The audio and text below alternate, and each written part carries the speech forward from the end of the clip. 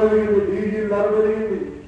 దీనివల్ల రవాణా ఖర్చులు పెరిగి సామాన్యులు వాడుకునేటువంటి అన్ని రకాల నిత్యావసర వస్తువులు కూడా పెరుగుతా ఉన్నాయి.